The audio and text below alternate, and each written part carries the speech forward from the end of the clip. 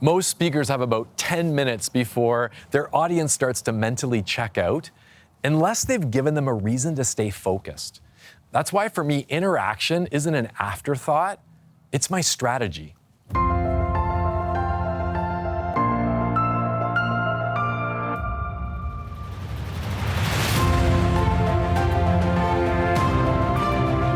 Because when people are involved, talking, moving, laughing, that's when you see audiences lean in and engage.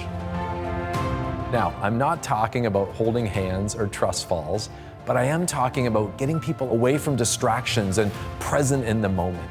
I'll actually put this to the test a little bit. I want you to open up the photo app. I want you to identify a picture that brings a smile to your face. Talk to some people at your table at the picture that stand out to you and why.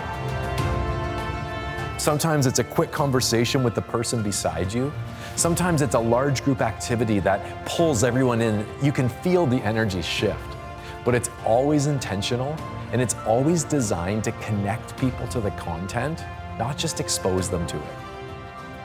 I've been to a lot of different keynote speakers, and sometimes the facilitator tends to stand on the stage and lecture to the audience, and this was not that type of presentation. It was much more engaging style-wise, where he'd make the audience feel like they were part of the experience.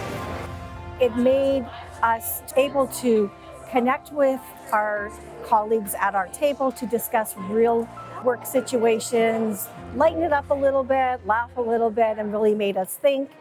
So what I want you to do with one or two other individuals, just check in with one person and just say, hey, what would be your one thing? If there's one thing that you're going to try to take outside these doors and put the learning into action.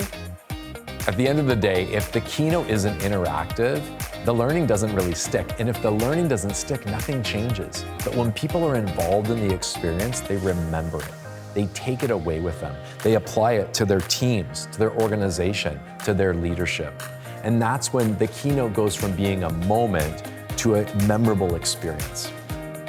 I think for me, looking at the balance of flexibility and structure within the team is probably the one thing I'm going to take away and think more about how we can improve that as a team.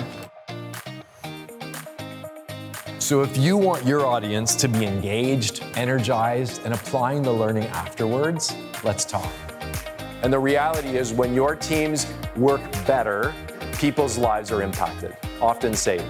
And I would say it's that commitment to being okay with, yeah, we're not perfect, but we're getting better, and we're tapping into what I refer to as next level teamwork.